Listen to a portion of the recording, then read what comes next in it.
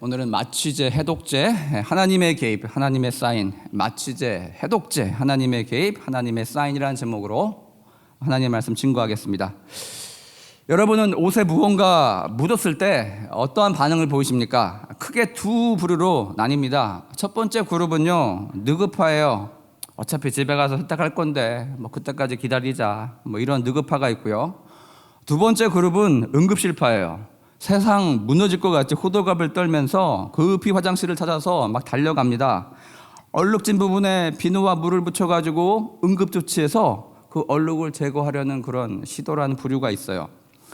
여러분, 얼룩에 대한 반응은 부류마다 다르게 나타나지만 본래 디자인이 아니라 옷에 무언가 원치 않은 것이 더해졌을 때 대부분 사람들의 마음은 그리 좋지 않다는 것입니다. 그런데 여러분, 본래 디자인을 망치게 됨에도 불구하고 그 얼룩을 얼마든지 허용하는 경우가 아주 가끔 있어요. 메이저리그 야구 경기를 보면 경기 전에, 야구를 보면 경기 전에 선수들이 연습을 하면서 몸을 풀어요. 그러면 경기장에 일찍 나간 팬들은요, 기다려요. 뭘 기다리냐? 그 선수들이 자기 진영 라커룸으로 더그아웃 쪽으로 들어갈 때 그 순간을 기다리고 있습니다. 그 입구에 서가지고 무엇을 하느냐? 담장 사이로 팔을 뻗어가지고 구걸을 해요. 돈 달라는 게 아니고 사인을 달라고. 그렇게 구걸하는 모습이 야구 팬들 그 모습이 카메라에 가끔 잡히곤 합니다. 여러분, 보통 많게는요 100억에서 최고 한 400억까지 받는 연봉, 그 메이저리그 선수들 정말 움직이는 작은 중소기업이라고 할 수 있겠습니다. 그런 대스타에게 여러분 사인을 받으려 그 팬들은요, 그 찰나의 순간, 겨우 1초, 2초밖에 되지 않는 패싱하는 그 순간을 잡으려고 굉장히 노력한다는 것입니다. 여러분, 근데 그 야구 팬 중엔요, 염치불과 염치상실의 모습을 보이는 분들이 꽤 많아요. 어떻게요? 운 좋게 대스타가 내 앞으로 지나가는데 그 사람이 나를 봐줘요. 나를 주목해줘요. 그리고 나한테 다가옵니다. 근데 여러분, 이때 첫 번째 사인만 딱 받고 넘어가려는 게 아니고 최대한 많은 사인을 받으려고 합니다. 처음에는요, 입고 온 티셔츠를 벗어가지고 내밀어요. 여기다 해달래요. 그 다음에 가지고 온 글러브를 내밀어요. 여기다 해달래요.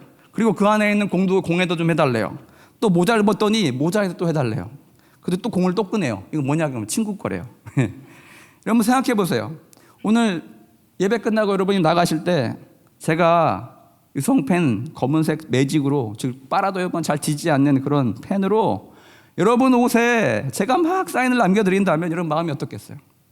제가 사랑에 넘쳐가지고 여러분 옷뿐만 아니라 여러분 가방에도, 여러분 신발에도 제가 막 뭔가를 막 갈겨 적는다면, 목사님 도대체 제게 왜 이러시는 거예요? 여러분, 분노 게이지는 폭발할 것이라는 것입니다. 근데 여러분, 만약 그 존재가 여러분이 평생 만나길 소망하는 여러분 마음속에 원탑 가수, 탤런트, 스포츠 스타일 경우에 여러분은 그 기회를 놓치지 않으려고 위에 언급한 야구 팬처럼 그렇게 적극적으로 행동할 것입니다. 위에 야구 팬이 저렇게 행동하는 이유가 있어요. 여러분, 우리 교회 앞에 종종 긴 줄을 서는, 어디까지요? 저 위에 있는 나이키 샵까지 그렇게 줄을 서서 기다리는 사람들 종종 우리는 보게 됩니다. 그 이유와 비슷해요. 즉, 한정판 또는 유명인의 사인에 들어간 물품은요, 세월이 흘러서 그가 레전드급의 선수가 되었을 때, 그가 역사 속에 독보적인 사람이 되었을 때, 유일무이한 존재가 되었을 때 그 가치는 더욱더 올라간다는 것입니다. 즉, 단순한 팬심도 있겠지만 그 선수의 명성이 높아질 경우에 그가 사용한 물품, 그가 사용한 사인이 들어간 것들, 그것들은 정말 어마어마한 웃돈을 받고 팔리게 되기 때문입니다. 어느 골동품 상점에서 여러분, 야구 문외한이었던 한 남성이 42억 원의 가치를 가진 야구 카드의 주인이 되었다라는 뉴스가 2019년에 실린 적이 있어요. 미국 캘리포니아주 출신인 이 사람은요, 바로 옆주죠, 네바다주를 여행하던 중에 자신이 갖고 있는 장신용 동전을 팔려고 그 골동품점에 들렸다고 합니다. 잠시 가게를 둘러보던 그는 눈에 진열장을 빼곡히 채우고 있던 메이저리그 야구 카드가 들어오게 됩니다. 이 야구 카드가 무엇이냐? 그 리그에 당시에 출전했던 선수들의 이름과 초상화가 담겨있는 일종의 수집품이에요. 우리로 치면 옛날에 우표 수집하는 거랑 비슷하다고 생각하시면 되겠습니다. 야구 인기가 뜨거운 미국에서는요, 이런 야구 카드를 수집하는 취미를 가진 사람이 어마어마하게 많다는 것입니다. 여기에 그는 큰 흥미가 없었어요. 그래서 평소에 야구에 대해서 깊은 지식도 없었기 때문에 그저 눈으로만 감상해왔다고 합니다. 근데 여러분, 그날은요, 뭐가 임했는지 그 수많은 카드 중에 그의 시선을 사로잡은 하나의 카드가 있었어요. 그것은 1900년대 초반에 가장 뛰어난 선수로 이름을 날렸던 베이브 루스의 카드였습니다. 강호동같이 생기신 분이 야구를 했어요. 예, 근데 굉장히 잘했어요. 테일은 당시 베이브 루스가 누군지도 몰랐어요. 근데 뭔가에 홀린 듯이 그 카드, 처음 보는 선수의 얼굴에 호기심을 느끼고 그 카드를 구매하려 했습니다. 가게 주인은요, 이랬어요. 이거 모조품이에요. 뭐 $2만 주세요. 하나로 한 2,800원. 그거에 구매할 거를 제의했어요. 집으로 돌아온 그는요, 혹시 하는 심정으로 전문가에게 그 카드 감정을 맡겼더니 어마어마한 대답이 돌아오게 됩니다. 그것은 바로 1921년에 출시된 베이브 루스를 기념하는 샷웰 이 원투원 모델 정품. 전 세계에 단 2장밖에 남아있지 않은 아주 희귀한 카드였다는 것입니다. 전문가는요, 그 자리에서 이렇게 얘기했어요. 내가 300만 달러를 내어줄 테니 나에게 그 카드를 다오. 지금 하나로 42억 원, 42억 원을 내가 줄 테니까 그 종이 쪼가리 하나를 나한테 줄래? 라고 제시했어요. 근데 여러분, 이 사람 똑똑해요. 이 카드의 정확한 가치를 평가받기 위해서 판매를 보류합니다. 그리고 한 매체를 통한 인터뷰에서 그 카드의 진짜 정체를 알고자 감격의 눈물을 쏟아냈다면서 이 카드는 앞으로 경매에 붙여서 정말 얼마의 가치가 있는지 알아보려 한다라고 그렇게 이야기했습니다. 근데 말입니다, 종종 여러분, 이런 스포츠 스타나 희귀품, 유명 정치인의 사인, 그 가치가 영원하지 못하는 경우가 참 많다는 것입니다. 무슨 얘기냐? 현재 지금 2022년 9월에 미국 양키스의 에런 저지란 선수가 굉장히 주목을 받고 있습니다. 야구 역사상 60개 이상의 홈런을 친 사람이 그렇게 많지 않아요. 근데 있긴 있었어요. 어제까지 57개의 홈런을 이 선수가 쳤는데, 이 선수 이전에는요 73개나 친 베리 본즈라는 흑인이 있었고, 또 64개를 친 세미 소사가 있었어요. 근데 여러분, 이 두 선수의 기록은요, 달성 이후에 무슨 일이 벌어졌냐? 약물 검사에 양성 반응을 보이게 돼가지고 그 기록이, 그 의미가 크게 퇴색되었다는 것입니다. 따라서 여러분, 약물 논란이 전혀 없는 청정 타자의 기록은요, 60개 이상을 치는 홈런의 기록은 미국에서도 60년 만에 나오는 대기록이라는 것입니다. 몇십 년 전으로 기억합니다. 베리 본즈가 13호 홈런을 쳤을 때 그 홈런을 잡은 관중은요, 자기가 어마어마한 로또라도 받은 것처럼, 1억 천금을 얻은 것처럼 그렇게 여겼을 것입니다. 당시 여러분, 샌프란시스코 경기장, 베리 본즈가 뛰고 있던 홈 경기장 그 분위기는요, 이랬어요. 바닷가에 딱 붙어있는 아주 멋진 경기장이었는데, 베리 본즈의 장애 홈런이 나올 경우에는요, 여러분, 그 공이 어디 떨어지냐? 바다 위에, 수면에 떨어져요. 그러면요, 그 공을 줍기 위해서 바닷가에 수많은 패들보트가 한 100대는 떠 있던 걸로 기억합니다. 그리고 여러분, 진짜로 그 공이 바다 위에 떨어졌어요. 그럴 때 여러분, 그 공을 잡기 위한 팬들이 어떻게 했는지 아십니까? 노를 젓지 않았어요. 배에서 뛰어내렸어요. 물속으로 들어가서 다이브해서 그 공을 잡으려고 수영해서 갔다는 것입니다. 근데 여러분, 그때 그 팬들의 노력과 특심이 모두 이 선수의 약물 사건 이후로 물거품이 되어버렸다는 것입니다. 물가에서 마치 모세를 건져낸 것 같이 여러분, 특별한 의미를 부여했던 그 공, 그 의미가 모두 역사 속에서 퇴색되어졌고, 그 공의 가치는 그저 약물 선수가 낙서한 그런 공에 불과하게 되었다는 것입니다. 그런데 여러분, 하나님의 개입은 이와 전혀 다르다는 거예요. 하나님의 개입은요, 두 가지로 이루어집니다. 우리가 원할 때 하나님께서 개입하실 때도 있고, 우리가 원치 않을 때, 우리 인생이 잘 나가고 있을 때 하나님께서 갑자기 급브레이크를 거시면서 우리 인생 가운데 다가오실 때도 있다는 것입니다. 우리가 원하고 바라고 소망할 때 하나님이 개입하신다면 우리 마음의 소원과 방향이 같기 때문에 그보다 기쁠 수가 없어요.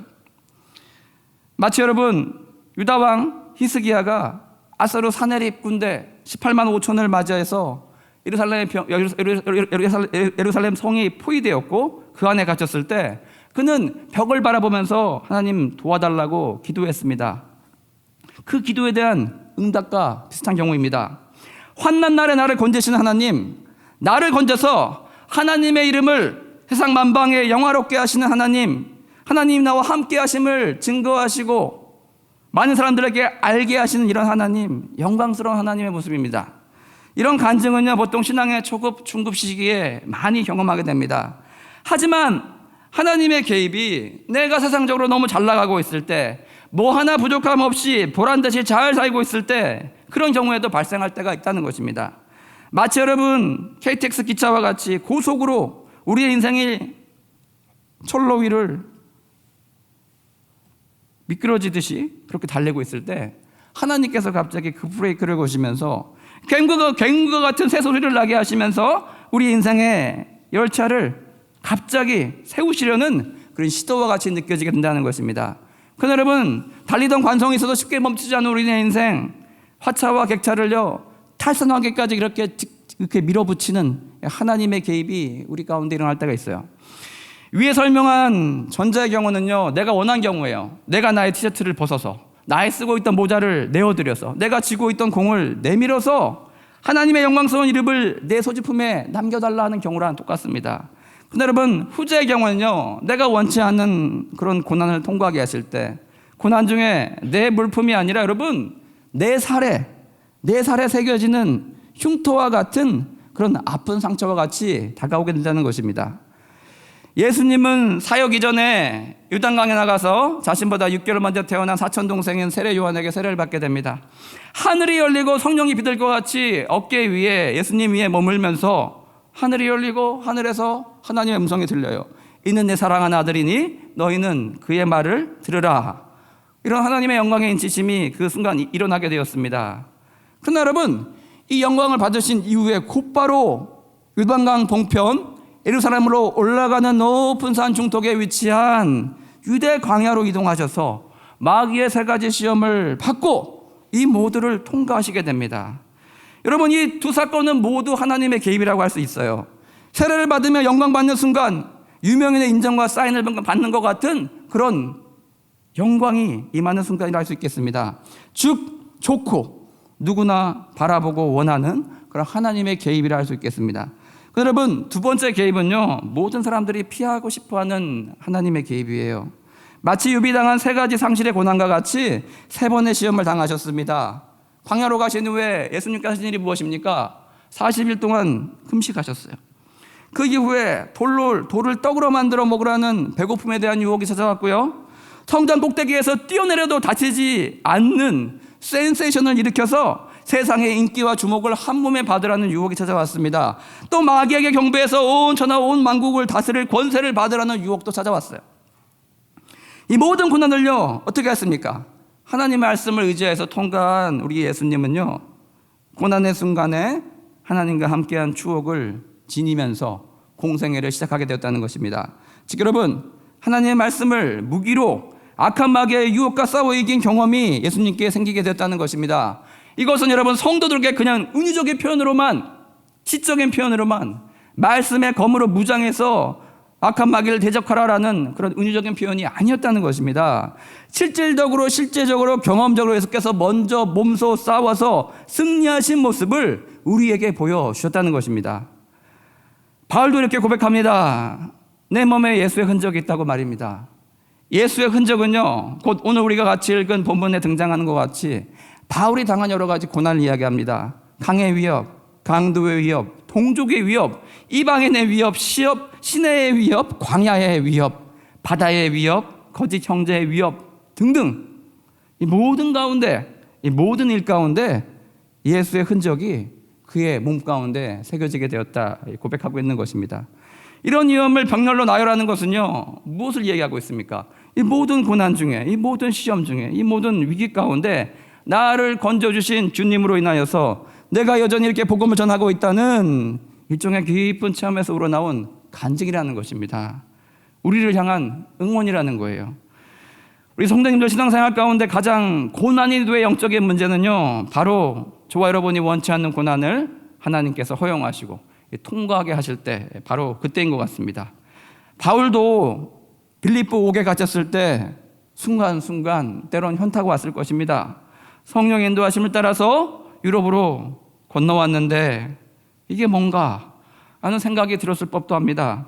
일주일의 깊은 바다에 난파된 배에 나무 조각을 붙들고 버틸고 있을 때 문득 캄캄한 바다 가운데 하나님 어디 계신가?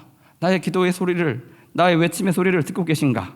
타들어가는 목마름 속에서 하나님 왜 내게 이런 고난을 통과하게 하시나 생각했을지도 모르겠습니다. 그래서 여러분, 당시 이해하기 어려웠던 모든 고난들은요, 우리가 같이 읽은 성경 속에 바울의 복음을 향한 열정, 그 어느 것도 그를 막지 못했더라는 간증이 되어버렸습니다. 어떤 극심한 고통도 그를 멈춰 세울 수 없었다는 그 사실, 많은 후배, 복음 전파자들에게, 많은 선교사들에게 선교의 교본이자 선교의 지침이 되어 주었다는 것입니다. 우리는 여러분, 우리가 원치 않는 고난을 당할 때면, 특히 우리 인생이 아주 잘 나가고 있을 때 브레이크를 걸고 개입하시는 하나님을 만나게 된다면, 갑자기 원치도 않는데도 불구하고 매직펜을 가지고 와서 여러분, 우리 인생 가운데 우리가 세심하게 고른 돋보이는 옷에 짓궂게도 낙서를 하시고 사라져버리는 하나님과 같이 느끼게 됩니다. 옷의 마음은 괜찮게요, 남아있는 모든 신발, 가방, 모자이까지 다 낙서를 하고 떠나가시는 하나님의 손길이 느껴질 때가 있다는 것입니다. 뭐 하나 제대로 남겨두지 않으시고 우리가 의지할 만한, 자랑할 만한 모든 것들을 다 벗어던지게 그렇게 낙서를 하고 가시는 것 같이 느껴지게 된다는 것입니다. 우리는 그때 당시는 깨닫지 못합니다. 알지 못합니다. 그것이 하나님이 내 인생 가운데 남겨주신 하나님의 귀한 사인이었다는 것을, 하나님의 귀한 개입이었다는 것을 우리는 알지 못합니다. 세상 귀인들의 사인은요, 그 사람의 영광에 따라서 오르락내리락 하지만 또 그것을 자랑하면 질투를 일으키는 세상 자랑밖에 되지 않지만, 하나님의 계획, 하나님의 사인은요, 세월이 흘러가도 변치 않는 영원한 영광에 깃든 것임을 우리는 뒤늦게서야 알게 된다는 것입니다. 하나님께 받은 사인은요, 또 누군가에게 소망을 줘요. 그것을 자랑하면 누군가에게 희망을 주고 누군가에게 굳건한 믿음을 주는 하나님 존재에 대한 위대한 간증이 되어준다는 것입니다. 누구를 또한 헌신의 자리로 이끌어가고, 때론 그 헌신의 자리에 서 있을 때 그 어려움을 위로하고 극복해 줄 만한 힘을 주는 소중한 에피소드가 된다는 것입니다. 이 순간 여러분, 우리는요, 그 장난 같아 보이는 하나님의 낙서, 그 사인을요, 영광의 낙인으로 그렇게 바꾸려는 시도가 분명히 있어야 한다는 것입니다. 여러분의 그 비결은 불꽃과 같이 하나님을 향한 순수한 우리의 마음의 추구가 있어야한다는 것입니다. 어려움을 당하면 늘 우리는요, 평소보다 더욱더 하나님 앞에 모든 예배 가운데 나와서 간구하고 매달려야 됩니다. 눈물과 콧물을 쏟으면서 하나님 앞에 전심으로 매달려야 됩니다. 망상으로 젖어 있을 시간에, 걱정하며 그렇게 한탄하며 앉아 있을 시간에 하나님 말씀으로 그 시간을 채워가면서 의지적으로 하는 그 시간을요, 하나님의 시간으로 그렇게 변모시켜 나아가야 합니다. 그렇게 여러분, 순도 100%의 신앙을 가지고 하나님 앞에 마음이 어려워도 나아가고자 힘쓸 때, 나의 열기와 나의 갈망에 하나님께서 나를 불쌍히 여기시고 우리의 문제 가운데 적극적으로 개입해 주신다는 것입니다. 북한산 인수봉, 얼마나 큰 바위입니까? 그 커다랗게 보이는 그 바위와 같은 그 문제도 해결해 주신다는 것입니다. 그 돌산을 하나님께서 들어서 동해 바다에 던져버리시거나 그 돌산을 가루로 만들어 버리실 능력을 우리 가운데 베풀어 주신다는 것입니다. 또한 그 돌산을 뚫고 나갈 성령의 기관차를 우리 가운데 보내주신다는 것입니다. 여러분, 이런 예수의 흔적을, 하나님의 개입의 흔적을 여러분은 얼마나 가지고 계십니까? 아니면 여러분, 고통스럽지만 그런 하나님의 흉터가 새겨지는 가정 가운데 여러분 계시지 않습니까? 만일 그렇다면 힘들고 어려워도 여러분 그 과정을 즐거워하시고 기뻐하시기 바랍니다. 그것은 여러분의 소중한 영적인 자산이 되어줄 것입니다. 그것은 여러분, 누군가에게 하나님 나라에 더욱더 큰 소망을 두고 큰 고난을 견디게 해주는 마취제와 해독제 역할을 분명히 해줄 것입니다. 그런 하나님의 개입을 언제나 즐거워하시고 기뻐하시면서 하나님 앞에 나아가게 힘쓰는 저와 여러분 되시길 주님의 이름으로 축원드립니다. 다 같이 찬양하시고 기도함 나가겠습니다. 세상 유혹 시험이